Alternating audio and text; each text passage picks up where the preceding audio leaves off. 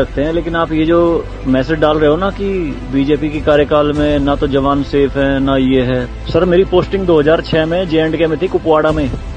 वहां पे बॉर्डर पे एक रूल था, no first fire no more than 11 NM, यानी कि जब तक पाकिस्तान की तरफ से एक भी फायर नहीं आ जाता तुम कोई फायर नहीं करोगे।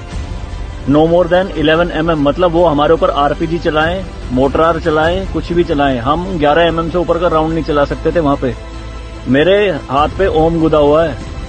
इस ओम के गुदे होने की वजह से मुझे हाथ में रुमाल बांध के ड्यूटी करनी पड़ती थी वहां पे।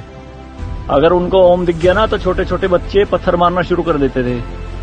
और सर श्रीनगर के लाल चौक पे 26 जनवरी के दिन बहुत बड़ा तिरंगा बिछा के जिंदी गाय काटी थी, जिंदी, और जिंदी की खाल उतारी थी सबके सामने, पूरी सेना के सामने। यूनिट खड़ी थी वहां पे पूरी, और चक्कू लहरा के खूब बोलते थे, क्यों भाई हिंदुस्तानी कुत्तो, तुम्हारी माँ है ना ये, देखो क्या हाल करेंगे इसका हम।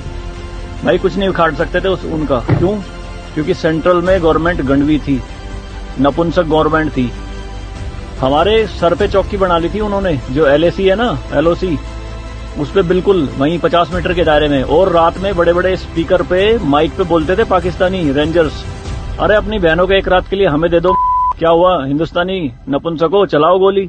कुछ नहीं कर सकते थे उनका। 2014 में जब गवर्नमेंट चेंज हुई तो सेना अध्यक्ष बिपिन रावत साहब जब उनसे मिले तो उन्होंने बताया कि बॉर्डर के हालात खराब है सर, छूट नहीं है जवानों को कुछ भी। तो PM मोदी ने कहा था कि छूट मेरी तरफ से पूरी है, मैं नहीं जाऊंगा वहां लड़ने, तुम जाओगे।